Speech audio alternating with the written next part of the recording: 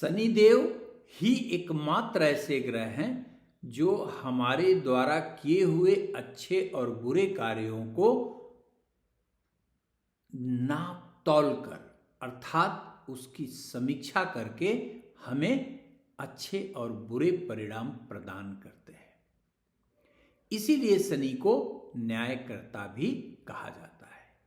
शनिदेव जो राजयोग के कारक हैं वह भीख मंगाने वाले भी हैं।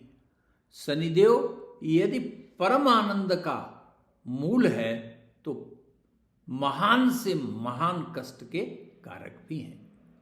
शुभ करता है तो पाप करता भी है, अर्थात दुनिया के सभी अच्छे और बुरे कार्यों की पराकाष्ठा लगभग शनिदेव के नियंत्रण में है।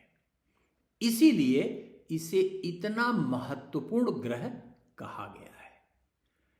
और आज इस वीडियो में हम लोग यह जानेंगे कि 29 मार्च 2025 को शनि जैसे ही अपनी वर्तमान की कुंभ राशि का त्याग करके मीन राशि में प्रवेश करेंगे, वैसे ही मेष राशि की 7.5 प्रारंभ होगी, मकर राशि की 7.5 समाप्त होगी, कुंभ राशि की 7.5 द्वितीय चरण में आएगी और मीन राशि की 7.5 मध्य की आएगी। तो इस वीडियो में हम लोग यह जानेंगे कि चढ़ती हुई 7.5 अर्थात प्रथम चरण की 7.5 या शिखर की 7.5 का परिणाम क्या होगा, इसमें शनिदेव क्या नकारात्मक फल दे सकते हैं और उससे कैसे बचा जा सकता है। फिर मीन राशि की जो मध्य की 7.5 है अर्थात द्वितीय चरण की जो 7.5 है वह क्या परिणाम देगी, नकारात्मक परिणाम से कैसे बचा जा सकता है, और कुंभ राशि की जो उतरती हुई अर्थात अंत की 7.5 है वह क्या दुष्परिणाम दे सकती है, कैसे उससे बचा जा सकता है। जय महादेव दर्शकों, तो हम लोग बात करेंगे सीधा इन 3 मुख्य राशियों की जो शनि के प्रभाव में है 7.5 के रूप में। तो शनि की 7.5 निश्चित रूप से 29 मार्च 2025 को जैसे ही शनि मीन राशि में आएगा, ये तीनों राशियां शनि की 7.5 के प्रभाव में आएंगी। किसी की 7.5 का प्रारंभ होगा, किसी की मध्य की 7.5 होगी और किसी की अंत की 7.5 होगी। लेकिन दर्शकों यह सदैव ध्यान रखिएगा, मैंने हर शनि की 7.5 के वीडियो में आपको यह बताया है कि ऐसा नहीं है कि 29 मार्च 2025 को जैसे ही मीन राशि में शनि प्रवेश करेगा वैसे ही सभी मकर राशि वाले छूट जाएंगे और सभी मेष राशि वाले 7.5 के प्रभाव में आ जाएंगे। नहीं, ये बिल्कुल एक स्थूल नियम है जो मैं आपसे कह रहा हूं। शनि की 7.5 की अगर वास्तविक गणना करनी है कि आपकी 7.5 किस रूप में है, प्रथम चरण में है, द्वितीय चरण में है, आखिरी चरण में है, तो हमेशा यह ध्यान रखिए कि जन्मकालिक चंद्रमा से जो भी उसका अंशात्मक मान है उसमें 45 डिग्री आप घटा दीजिए। जो सैटर्न का जो चंद्रमा का एक्सिस आए, अगर वही एक्सिस जिस दिन शनि का आएगा उसी दिन आपकी 7.5 का प्रारंभ होगा। देखिए, हर व्यक्ति पंचांग देखना नहीं जानता, ना वो ये सब बातें समझ सकता है। तो इसके लिए एक बहुत अच्छे ऐप को हम रिकमेंड करते हैं आपको कि अगर आपको यह जानना है कि आपकी शनि की 7.5 और ढैया किस दिन शुरू हो रही है, और क्या उपाय करने हैं आपको, चाहे वो दान के रूप में, चाहे मंत्र के रूप में, चाहे व्यवहारिक रूप में, चाहे किस प्रकार भोजन में परिवर्तन कर शनि की साढ़े साती से बचा जा सकता है, जानना है तो आपको, चाहे आप एंड्रॉयड फ़ोन इस्तेमाल करते हैं, चाहे आप iOS प्लेटफॉर्म या ऐप फ़ोन इस्तेमाल करते हैं, आईफोन इस्तेमाल करते हैं, आप S2 टर्मिनल मोबाइल ऐप को डाउनलोड करके विस्तार से जान सकते हैं। तो अब मैं सीधा आता हूं मेष राशि पर। जैसा मैंने आपको बताया, मेष राशि की साढ़े साती का प्रारंभ होगा, जिसे उदित अवस्था की साढ़े साती कहा जाता है। प्रथम चरण की साढ़े साती भी कही जाएगी या चढ़ती हुई साढ़े साती भी कहा जाएगा। तो क्या परिणाम होगा? यदि आपकी जन्मकालिक मेष राशि है तो शनि की जो गोचरी अवस्था है आपकी राशि से द्वादश होगी, यह चढ़ती हुई साढ़े साती कहलाएगी। लेकिन जब कभी भी शनि की साढ़े साती का वास्तविक फल जानना हो तो यह जरूर जान लीजिए कि शनि आपकी जन्म कुंडली में योगकारी है कि नहीं।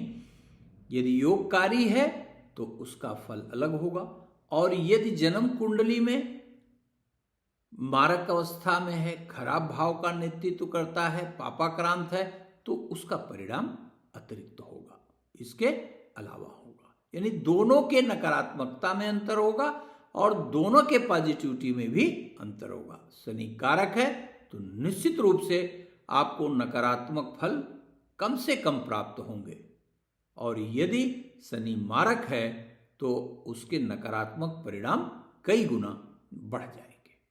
ये बात सभी लोग ध्यान रखिएगा।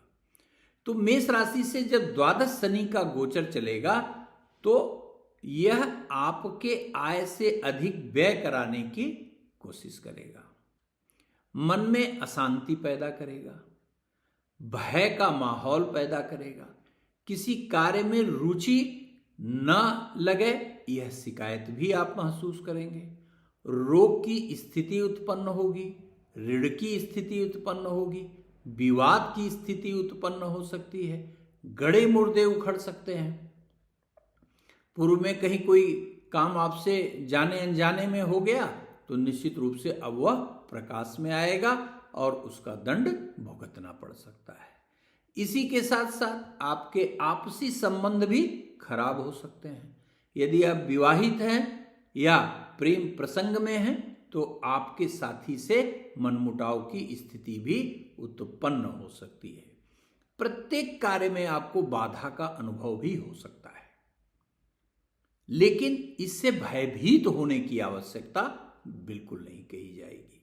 इसी के साथ साथ यदि आपकी जन्म कुंडली में शनि अकारक है, नकारात्मक है, और आपकी मेष राशि है, तो आप तेज वाहन चलाने से कान पकड़ लीजिए। तेज वाहन बिल्कुल ही आपको नहीं चलाना है। और दूसरा, किसी के भी विवाद में टांग बिल्कुल नहीं फंसाना है, अन्यथा बिना कुछ किए हुए भी आप कानूनी विवाद में उलझ सकते हैं और समस्या आपके लिए खड़ी हो सकती है।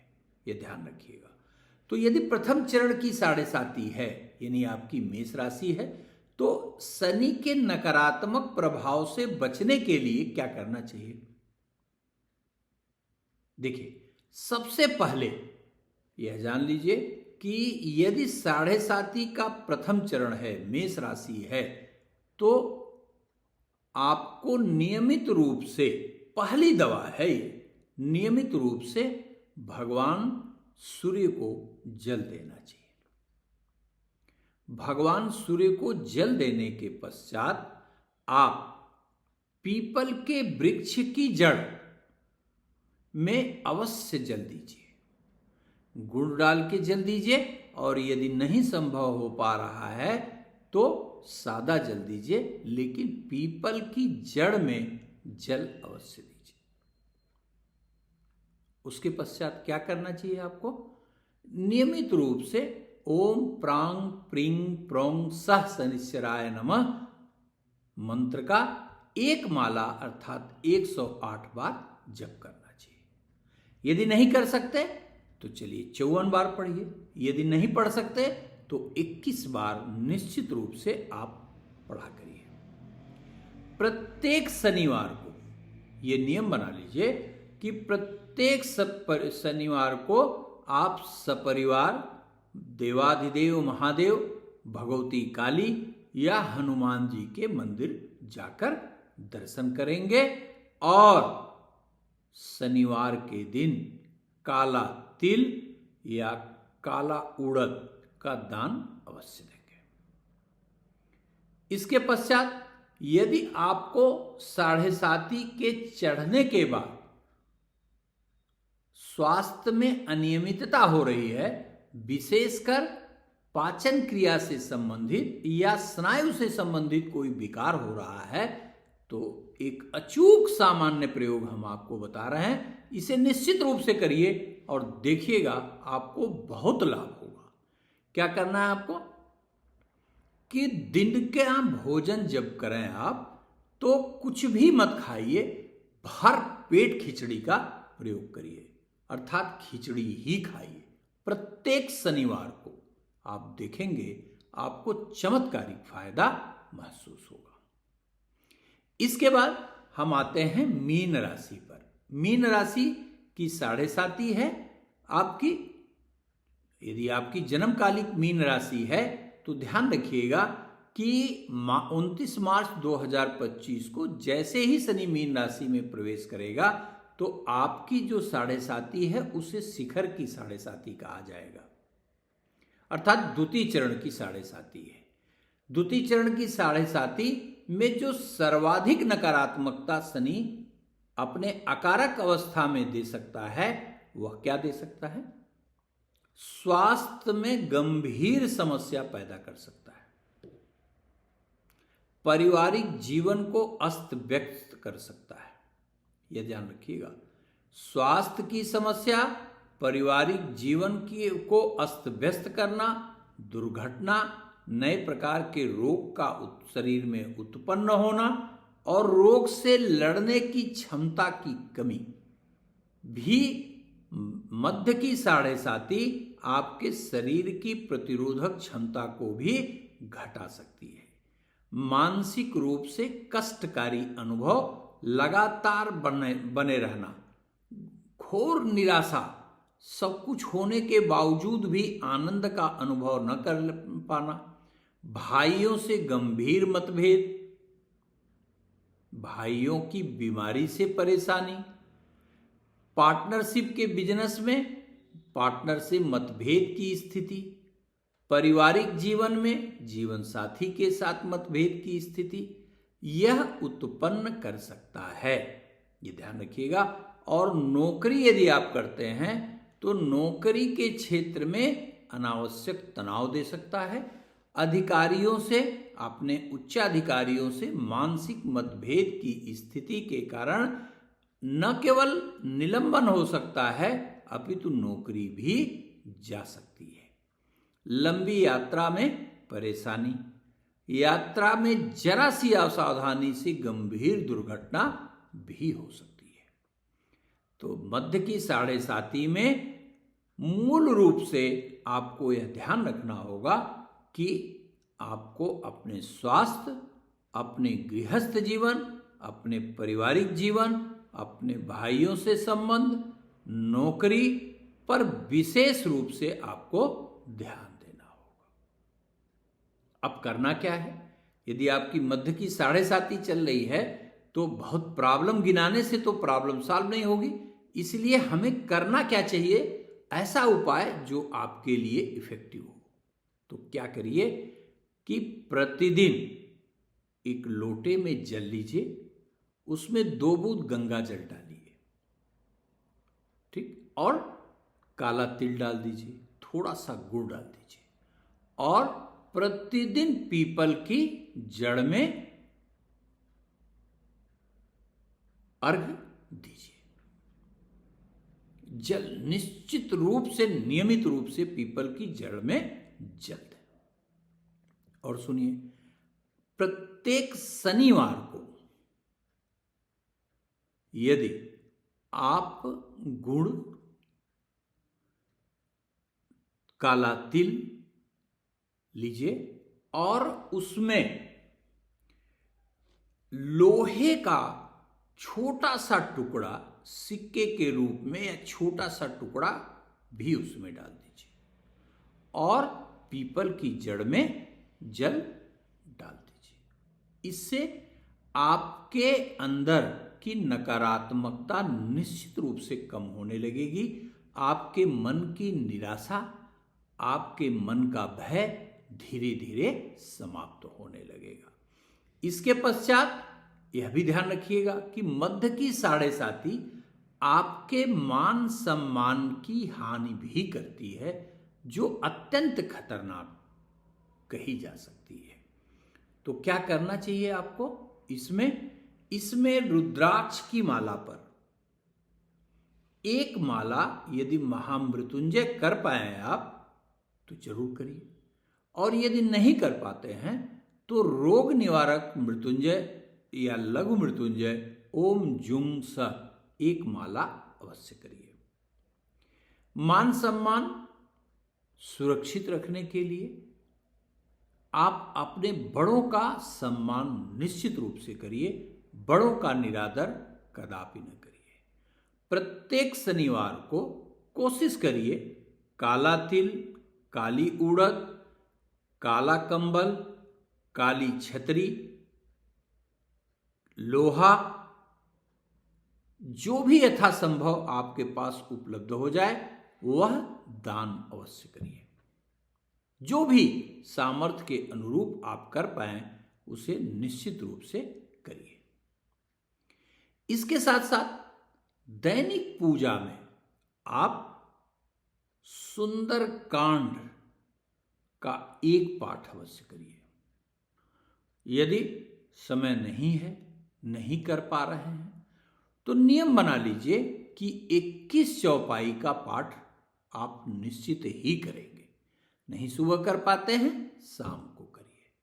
वह भी नहीं कर पाते तो बजरंग बाण का 11 पाठ सुबह या शाम मिलाकर अवश्य करिए, या बजरंग बाण के कर लीजिए तो बहुत अच्छी बात है, नहीं तो हनुमानाष्टक भी अमोघ कार्य करने वाला इस स्थिति में कहा जाएगा। इसमें एक छोटी सी सावधानी और बता दें आपको, यदि आप व्यवसायी हैं तो आप अपने जो सबऑर्डिनेट हैं उन पे बहुत विश्वास, या जो घर में नौकर चाकर हैं उन पर बहुत विश्वास करने की गलती कदापि नहीं करेंगे, अन्यथा भारी हानि हो सकती है, ये ध्यान रखिएगा। अब यदि आपकी जन्म कालिक कुंभ राशि है तो आपकी साढ़े साती डिसेंडिंग जोन में है, अर्थात उतरने वाली है। यदि आपकी राशि कुंभ है और शनि की गोचरी अवस्था द्वितीय भाव में है, आपकी राशि से शनि दूसरे भाव में गोचर करेगा, और जैसे ही ये दूसरी से तृतीय भाव में जो गोचर करेगा आपकी साढ़े साती का समापन हो जाएगा। लेकिन हमारे कुंभ राशि के दर्शक को क्या सावधानी रखनी है, सबसे पहले यह आप अवश्य जान लीजिए। देखिए, इसमें जो सर्वाधिक समस्या आपको पैदा हो सकती है वो पारिवारिक विवाद, सामाजिक विवाद से बचना होगा। कभी भी इस समय में यदि आपको कोई भी भवन लेना है, जमीन लेनी है, कोई फ्लैट लेना है, कोई दुकान लेनी है, कोई कमर्शियल लैंड लेना है, तो बड़े सावधानी से ही सौदा करेंगे, बिना जांचे परखे इमोशंस में आके यह जोखिम कदापि नहीं लेंगे। इसके अतिरिक्त माता के स्वास्थ्य से संबंधित समस्या का सामना आपको करना पड़ सकता है। आर्थिक रूप से भी चलता हुआ व्यवसाय भी स्टैग्नेट हो जाएगा, अर्थात उसमें लाख प्रयास के बाद भी प्रगति आपको दिखनी कम हो सकती है। और इसके अतिरिक्त यहां तक संभव है कि आर्थिक आय जो लंबे समय से एक रूटीन है उसमें भी नकारात्मकता आ जाए। कोई भी गवर्नमेंटल यदि आउटस्टैंडिंग है तो उसका निपटारा पहले करिए, चाहे कर्ज के रूप में हो, चाहे जीएसटी के रूप में हो, बिजली के बिल के रूप में हो, किसी भी प्रकार का अगर गवर्नमेंट की आउटस्टैंडिंग आपके ऊपर है तो वो ड्यूज निश्चित रूप से आप क्लियर कर लीजिए, अन्यथा मान सम्मान की हानि के अतिरिक्त आप अत्यंत कठिनाई में पड़ सकते हैं।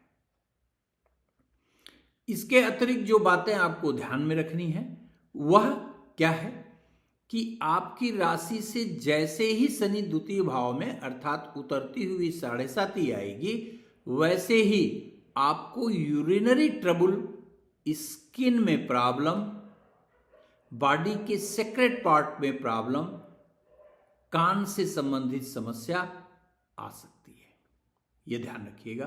तो इसमें से किसी भी प्रकार के रोग का अगर दस्तक आपको सुनाई दे तो तत्काल आप चिकित्सक से परामर्श अवश्य करिए। यदि यहां एक बात और बता दें, यदि शनि आपकी जन्म कुंडली में योगकारी अवस्था में बैठा हुआ है और बलवान स्थिति में है तो उतरती हुई 7.5 पीछे जितना भी हानि आपने उठाया है संपूर्णता में जोड़ के ब्याज सहित वापस कर देगी, ये भी ध्यान रखिएगा।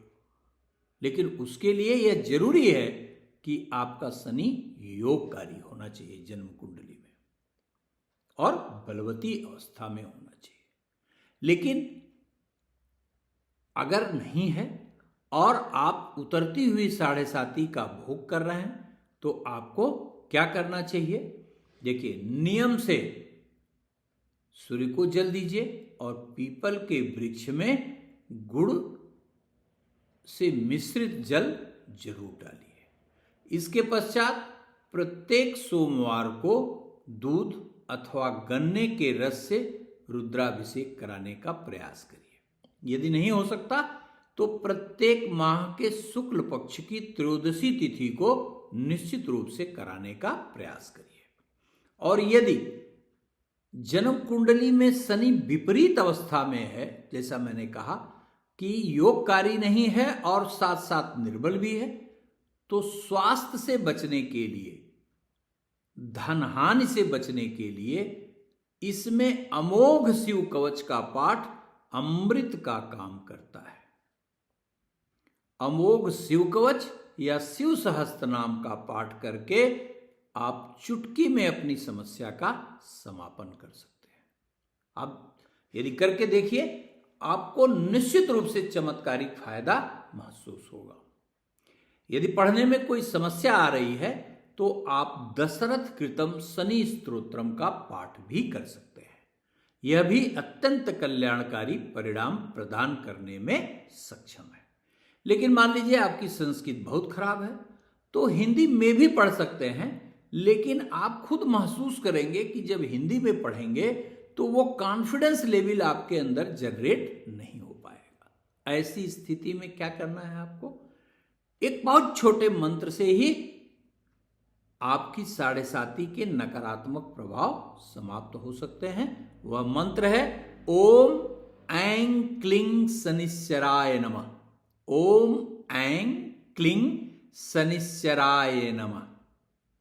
इस मंत्र की एक माला निश्चित रूप से करिए। प्रत्येक शनिवार को काला तिल, काला उड़द, काला कंबल, काला कपड़ा, जो भी सामर्थ्य है उसका दान अवश्य करिए। और आरोग्यता के लिए आपको क्या विशिष्ट उपाय करना है? प्रत्येक माह, ध्यान रखिएगा, प्रत्येक माह यह जरूर कोशिश करिए कि लोहे की कड़ाही लीजिए, उसमें सरसों का तेल रखिए और प्रभावकारी इसे बनाना है तो तिल का तेल ले लीजिए। लोहे की कढ़ाई होनी चाहिए, लोहे की कढ़ाई लीजिए, उसमें सरसों या तिल का तेल डाल दीजिए और अपना चेहरा उसमें देखिए। चेहरा देखने के बाद उसको दान दे दीजिए। यह छाया दान है, लेकिन शनि का यह विशिष्ट उपाय चमत्कारिक फायदा देने वाला है। और यदि कहीं आप अल्कोहल का प्रयोग करते हैं, मांसाहार करते हैं, तो सावधानी रखिए। नियम बना लीजिए कि मंगलवार, बृहस्पतिवार और शनिवार आप बिल्कुल ही मांसाहार नहीं करेंगे और नशे का सेवन भी नहीं करेंगे। यदि आपको बहुत ही पीड़ा हो रही है उतरते हुए शनि से, तो क्या करना है आपको? आप रुद्राभिषेक प्रत्येक मास के त्रयोदशी तिथि को कराइए और शमी की लकड़ी लीजिए और उसी पर हवन करा दीजिए। आप देखेंगे अद्भुत फायदा होगा। इसी के साथ साथ यदि आवश्यकता से अधिक घबराहट हो रही है, बेचैनी हो रही है और कुछ भी न करने की प्रवृत्ति लगातार बढ़ती जा रही है, तो ऐसी स्थिति में अपने सामने नाव की कील निकलवाइए और उसकी मुद्रिका बनवाइए और मध्यमा उंगली में शनिवार के दिन धारण कर लीजिए। इन उपायों में जो हमने आपको बताए हैं, सभी उपाय करने की आवश्यकता नहीं है।